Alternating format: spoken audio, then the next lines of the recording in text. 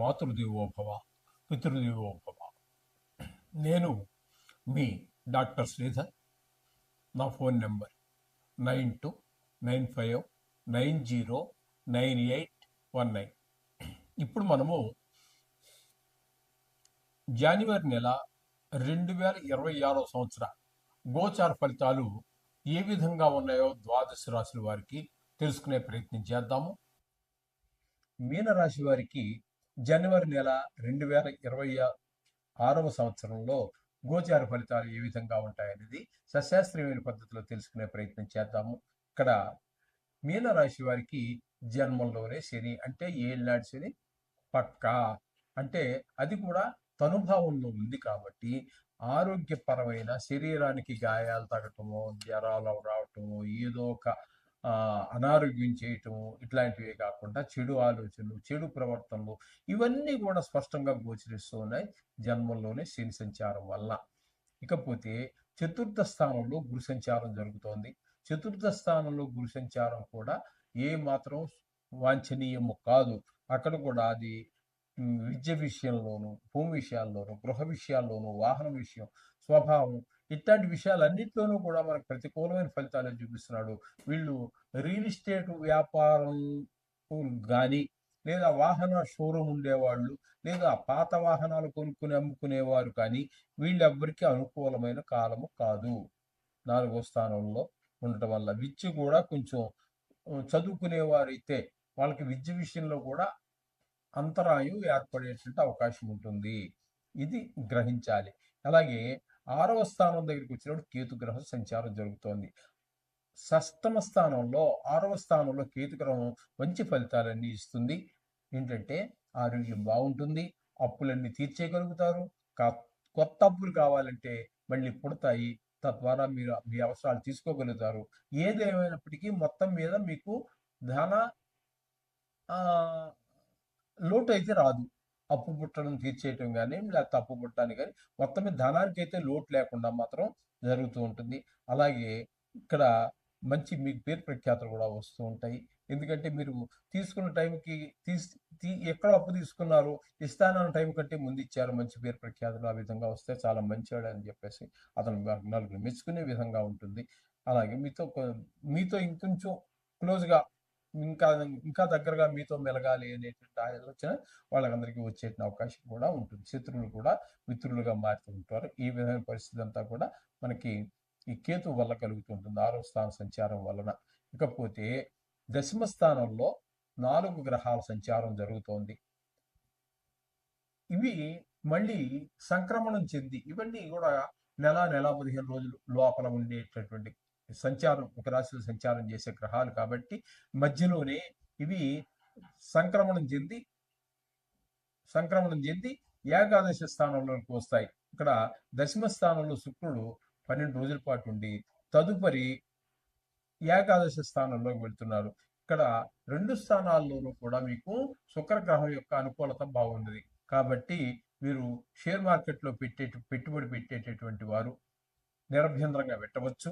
అలాగే సినిమా రంగంలో వారికి, అలాగే టీవీ రంగంలో ఉన్నటువంటి వారికి, సోషల్ మీడియాలో ఉన్నటువంటి వారికి అనుకూలమైనటువంటి ఫలితాలన్నీ శుక్రుడు పూర్తిగా 2 రాశుల్లోనూ ఉన్నప్పుడు నెలంతా కూడా పూర్తిగా అనుకూలిస్తూ ఉన్నాడు. ఇక రవిని కనుక తీసుకున్నట్టయితే రవి 14 రోజుల పాటు దశమ స్థానంలో మంచిగా యోగిస్తాడు.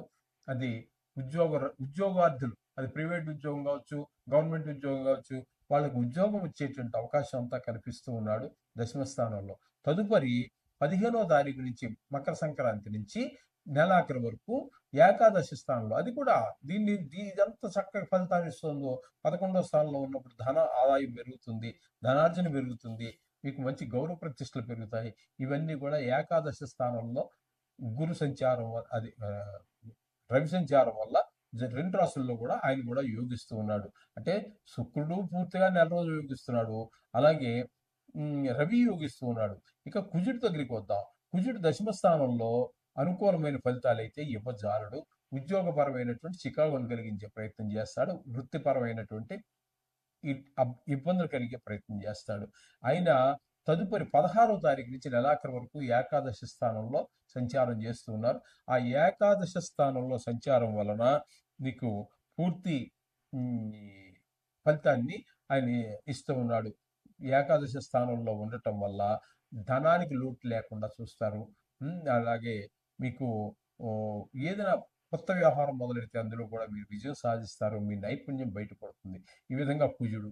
ఇక బుధుడిని తీసుకున్నట్టయితే బుధుడు దశమ స్థానంలోను, ఏకాదశ స్థానంలోను సంచారం చేస్తున్నాడు.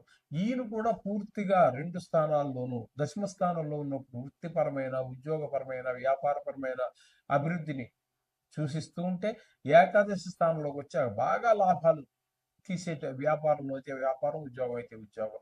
ఉద్యోగంలో గవర్నమెంట్ ఉద్యోగంలో ఎలా వస్తాయండి ఆదాయం? రావచ్చు. అందులో కూడా ఏంటంటే ఏ ఇంక్రిమెంట్ కలవచ్చు. తప్పుదారి పెట్టేవాళ్ళు ఉంటారనుకోండి, వాడికి నిచ్చబట్ట వాడికి. వాడి ఆర్బీఐ కంటే పెద్ద వాడి ఆర్బీఐ వాడు కూడా ఒక రోజు సెలవు ఉంటుంది. వీడికి తప్పుదారిలో ప్రయాణం చేసేటటువంటి గవర్నమెంట్ ఉద్యోగస్తులు ఎవడన్నా ఉన్నాడు అనుకోండి, వాడికి నిత్యము పంటే. ఆర్బీఐ అంటే రిజర్వ్ బ్యాంక్ ఆఫ్ ఇండియా వాడికైనా కొన్ని రోజులు ఆదాయం లేకుండా ఉంటుందేమో, కానీ వీడికి అలా ఉండదండి. ఆ విధంగా ఉంటుంది.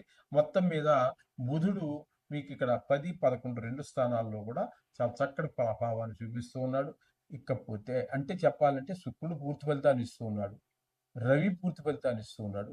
కుజుడు మాత్రం పాక్షికంగా, బుధుడు మళ్ళీ పూర్తిగా. ఇంకా తీసుకున్నట్టయితే వ్యయ స్థానంలో రాహుగ్రహం. వ్యయ స్థానంలో రాహుగ్రహం ఉండటం అనేది కొంచెం అవాంఛనీయమైనటువంటి ధన వ్యయం, ధన నష్టం ఇట్లాంటివన్నీ జరిగేటటువంటి పరిస్థితి అంతా ఉంటుంది వ్యయ స్థానంలో. కాబట్టి కలత నష్టం, కారాగారాలు కొంతమందికి ఇలాంటివన్నీ చెడు ఫలితాలే వస్తూ ఉంటాయి వ్యయ స్థానంలో రాహుగ్రహ సంచారం వల్ల. మొత్తంగా మనం చెప్పుకోవాలి అన్నట్టయితే ఇప్పుడు ఈ మీన రాశి వారికి శుక్రుడు పూర్తి ఫలితాన్ని ఇస్తూ ఉన్నాడండి. అలాగే రవి కూడా పూర్తి ఫలితాన్ని ఇస్తూ ఉన్నాడు. కుజుడు మాత్రం పాక్షికంగా ఇస్తున్నాడు. బుధుడు పాక్షికంగా ఇస్తూ ఉన్నాడు. ఇకపోతే కేతువు పూర్తి ఫలితాన్ని మీకు ఇస్తూ ఉన్నాడు. అంచేత మీకు చాలా గ్రహాలు శుక్రుడు, కుజుడు, బుధుడు పూర్తిగాను, అలాగే మీనరాశి వారికి మళ్ళీ కేతువు కూడా పూర్తి ఫలితాన్ని ఇస్తూ ఉన్నాడు. అంచేత ఎక్కువ గ్రహాలు మనకి చాలా బాగున్నాయని చెప్పుకోవచ్చు. కుంభరాశి వారికి అనుకూలమైనటువంటి పరిస్థితిలో ఉన్నాయి. కాబట్టి మీరు ఏ విధంగానూ డౌట్ పడాల్సిన పని లేదు. అడుగు ధైర్యంగా ముందుకు వేయచ్చు. షేర్ మార్కెట్లో పెట్టుబడి పెట్టేవారు పెట్టుకోవచ్చు. అన్ని రంగాల వారికి కూడా చాలా బాగుంది. ఏదేమైనప్పటికీ మనం నిత్యము నవగ్రహ ప్రార్థన మానవద్దు. ఇది నా సూచన. శుభం. పైన ఇక్కడే ఉంటారు. ఆయన ఆ రాశిలో ఉండవలసినటువంటి సమయం సంవత్సరం మీద 6 నెలలు కొంతకాలం గడిచింది కాబట్టి మిగతా అంతా కాలం ఉంటారు. కానీ మనం నెల ఫలితాలు చెప్పుకుంటున్నాం కాబట్టి ఇక్కడ రాహువుని ఈ జనవరి నెలాఖరు వరకు చెప్పుకుందాము. పూర్తి అనుకూలమైనటువంటి ఫలితాలను మీకు ఏకాదశి స్థానంలో ఇవ్వబోతున్నారు. అంతా ధనానికి లోటు రానివ్వరు. ధనార్జన బాగుంటుంది. ఏదైనా వ్యవహారం చేస్తే ఆ వ్యవహారంలో కానీ కొత్తగా వ్యాపారం ఏదైనా మొదలుపెట్టినా వాటిలో ఖచ్చితంగా విజయాన్ని సాధించగలుగుతారు. ఈ విధమైనటువంటి ఇంట్లో కుటుంబ సభ్యుల ప్రోత్సాహం ఉంటుంది. ఈ విధంగా రాహు యొక్క సంచారం అద్భుతమైనటువంటి ఫలితాల్ని మేషరాశి వారికి ఇవ్వబోతున్నారు. ఇకపోతే శని భగవానుడు ఏ స్థానంలో సంచారం చేస్తున్నారు. ఏ స్థానంలో శని భగవాను యొక్క సంచారం చెప్పుకోవాలి అన్నట్టయితే ఇది ఏలినాటి శని. ఏలినాటి శని 3 రాశుల్లో జరుగుతూ ఉంటుంది. కానీ ఇక్కడ వ్యయ స్థానం అయినటువంటి 12వ స్థానంలో జరుగుతోంది కాబట్టి ఇక్కడ మనకి ధన వ్యయం, ధన నష్టం. ధన వ్యయం వేరుగా ఉంటుంది. ధన నష్టం అనేది ఏమో నష్టపోవటం. ధనం ఏమంటే ఖర్చు పెట్టుకుని మనం ఏదో ఎంజాయ్ చేస్తాం, అది వేరే. ధన వ్యయం అంటే వేరు, ధన నష్టం అంటే వేరు. ధన నష్టం అంటే ఎవరో పర్సు కొట్టేశారు, లేకపోతే మనం పర్సు పోగొట్టుకున్నాము, లేకపోతే ఎవరో మాయమాటలు చెప్పి మనకి దగ్గర 50,000 50 లక్షలు కాజేశాడు. ఇవన్నీ ధన నష్టం కిందకు వస్తాయి. అలాగే ఈ 12వ స్థానం అనేది చాలా కొంచెం భయంకరమైనటువంటి స్థానం, దుష్ట స్థానంగా చెప్పుకోవాలి.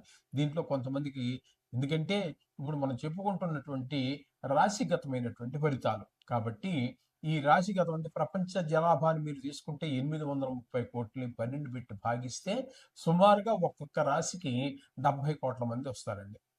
అంచేత చాలా ఇన్ని కోట్ల జనాభాకి ఒకటే జరుగుతుందా? జరగదు. ఇందులో పరమ పుణ్యాత్ములు ఉంటారు, పరమ పాపాత్ములు ఉంటారు. అట్లా పాపం చేసేటటువంటి పాప పనులు, క్రూరమైన పనులు, క్రిమినల్స్ వీళ్ళందరూ కూడా చాలా మంది ఉంటారు. అటువంటి వారికి కారాగార శిక్ష పడే అవకాశం కూడా ఉంటుంది.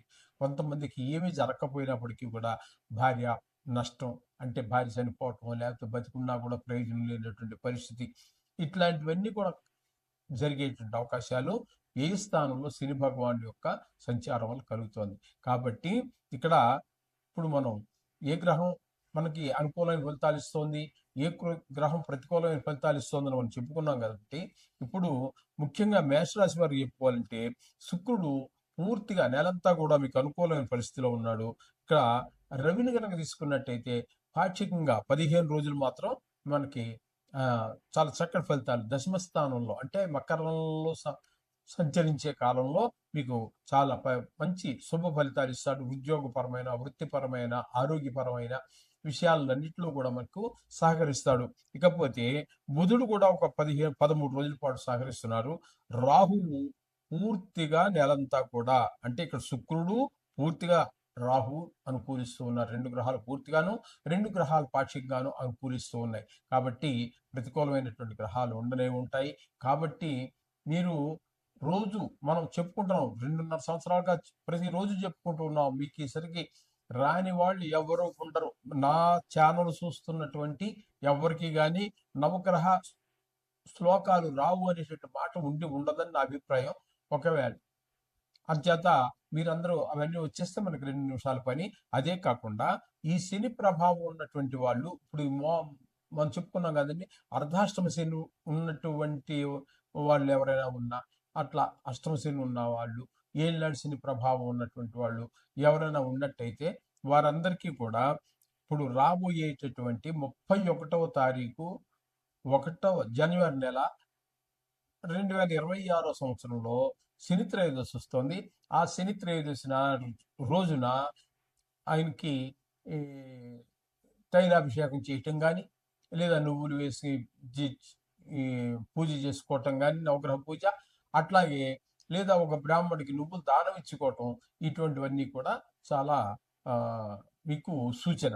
అది కనుక చేసినట్టయితే శని ప్రభావం నుంచి చాలా సులభంగా బయటపడగలుగుతారు. అట్లాగే మిగతా గ్రహాలు ప్రతికూలంగా ఉన్నటువంటి గ్రహాలన్నిటికీ కూడా నిత్యం మనం చెప్పుకుంటున్నటువంటి ఈ నవగ్రహ మంత్రాలు సరిపోతాయి. ఇంకా ఎక్కువగా మీకు బాధ అనిపిస్తోంది రాహుకేతువులతోటి అనిపిస్తే మీకు, లేదా గురువుతో అనిపిస్తే మీరు ఏం చేస్తారంటే శనగలు, గురువుకి శనగలు, కేతువుకి ఉలవలు, రాహువుకి మినుములు 1 కేజీ పావు తీసుకుని అందరికి ఒక బ్రాహ్మడికి దానం చేయండి. ఈ దోషాలన్నీ పోతాయి. ఈ నెలంతా కూడా మీకు సర్వశుభాలు చేకూరుతాయి. శుభం.